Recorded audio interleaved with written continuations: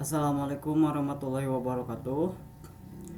Perkenalkan, nama saya Fatul Abdul Syukur. Saya merupakan mahasiswa Teknik Informatika eh, Universitas Muhammadiyah Kota Sukabumi, tahun ajaran 2019-2020. NIM saya 1930511108. Di sini saya akan mereview sebuah jurnal yang berjudul Sistem Pakar Diagnosa Penyakit Alergi pada Anak berbasis web dengan metode forward chaining di Kota Batam.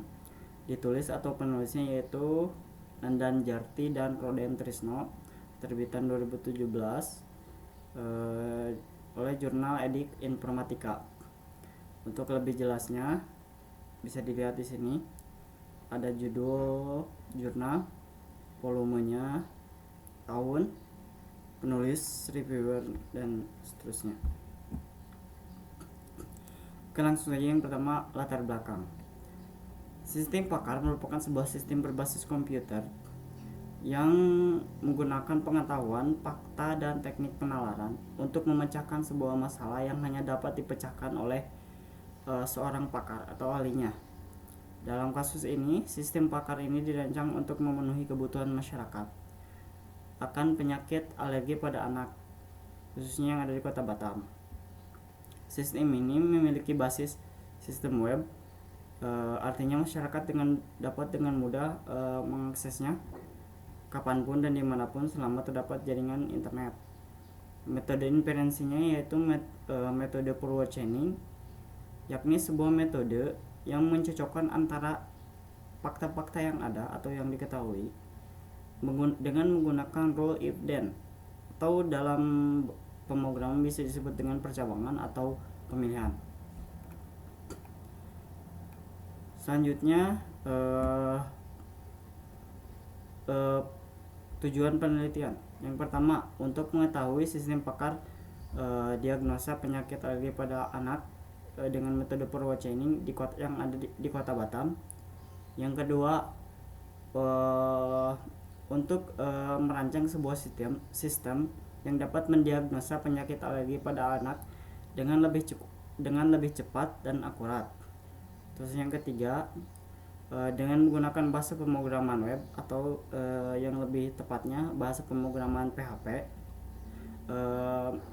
dapat mempermudah untuk mencari informasi atau data-data yang diperlukan mengenai penyakit terkait atau penyakit alergi ini. Kemudian selanjutnya ada metode penelitian. Dalam kasus ini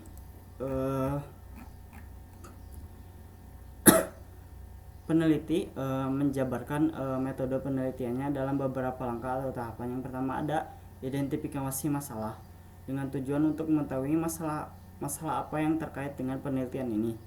Yang kedua adalah pengumpulan data. Peneliti memakai dua cara untuk mengumpulkan data yang diperlukan. Pertama, wawancara langsung kepada dokter yang ada di Dinas Kesehatan Kota Batam, khususnya di Puskesmas Saipanas Bengkong. Yang kedua, melalui studi pustaka. Kemudian analisis data yang dikumpulkan akan digunakan untuk mendukung perancangan sistem. Kemudian selanjutnya ada pengolahan data tersebut diolah dan diproses dengan metode forward chaining. Kemudian perancangan sistem. Pada tahap ini sistem akan mulai dirancang mulai dari model sistem input, role yang akan digunakan, perancangan UML atau Unified Modeling Language, serta perancangan prototype. Kemudian pengujian sistem akan diuji berdasarkan melalui prosedur untuk mengetahui kecocokan rule yang dicocokkan di sini merupakan fakta-fakta yang ada dengan data yang ada di knowledge base. Kemudian yang terakhir ada implementasi sistem. Selanjutnya ada hasil penelitian. Di sini ini dia hasil penelitiannya. Ini merupakan tampilan utama, bisa dilihat tampilan utamanya ada beberapa features ataupun menu, mungkin kurang terlihat, tapi ada menu kontak us di sini, ada analisis penyakit, login admin khusus untuk admin. Kemudian ini untuk tampilan lainnya ada prompt update khusus admin, tampilan edit data di admin, kemudian seterusnya. Dan ini tampilan kontak us. Kemudian pembahasannya. Sistem Pakar ini dirancang dengan arsitektur sistem Pakar dengan komponen-komponennya. Yang pertama sebagai berikut. Yang pertama ada user. User di sini adalah orang yang memakai aplikasi atau pemakai. Pada tahap ini yang pertama user akan mengisikan mengenai data-data diri sendiri, baik itu nama, umur, alamat, jenis kelamin, dan seterusnya. Kemudian selanjutnya user akan diberikan sebuah form yang berupa gejala-gejala yang dialami untuk diisi oleh user itu sendiri. Untuk selanjutnya akan diproses guna memperoleh hasil. Lalu ada user interface, merupakan prosedur untuk membaca fakta-fakta berupa gejala yang dialami user. Selain itu user interface juga dapat digunakan untuk menampilkan hasil dari proses analisis atau tampilan. Kemudian ada explaining facilities, berisi prosedur atau features atau menu-menu yang ada seperti kontak us yang tadi ada.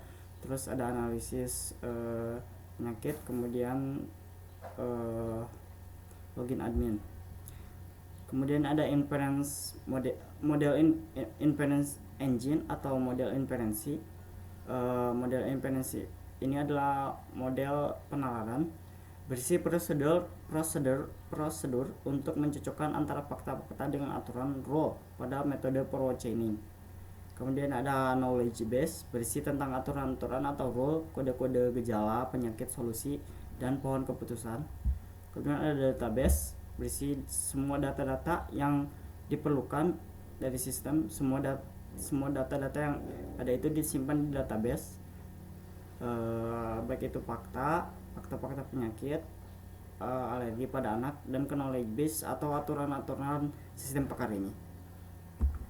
Kemudian yang terakhir kesimpulannya sistem Pakar ini dirancang untuk mendiagnosa penyakit alergi pada anak dengan cara user mengisikan gejala-gejala yang dialami melalui prompt analisis. Setelah itu semua gejala akan dicocokkan dengan rule dan data-data dengan metode forward chaining untuk memperoleh hasil. Sistem ini memilih basis web guna untuk yang artinya sistem ini dapat diakses dari manapun dan kapanpun asalkan tersedia jaringan internet. Mungkin itu untuk selanjutnya ada kelebihan. Untuk kelebihannya menurut saya pertama, penelitian atau jurnal ini menggunakan untuk dasar teori, saya rasa sudah tepat karena bisa dilihat kejelasannya, dasar teorinya tepat dalam penggunaannya. Lalu untuk kekurangannya, menurut saya kekurangan dari jurnal ini kurangnya penekanan atau kurangnya penekanan dalam, jadi tidak dijelaskan secara detail mengenai metode forward chaining, bagaimana metode itu menganalisa atau mencocokkan data-data yang ada dengan rule sehingga diperoleh hasil. Di sini kurang dijelaskan secara jelas. Jadi menurut saya masih memberikan ambigu bagi para pembaca khususnya. Mungkin hanya itu yang dapat saya sampaikan. Mohon maaf apabila ada kesalahan kata ataupun ada kata-kata atau hal yang membingungkan. Itu semua datangnya dari kebodohan saya. Mungkin sekian dari saya. Wabillahi taufiq wal hidayah. Wassalamualaikum warahmatullahi wabarakatuh.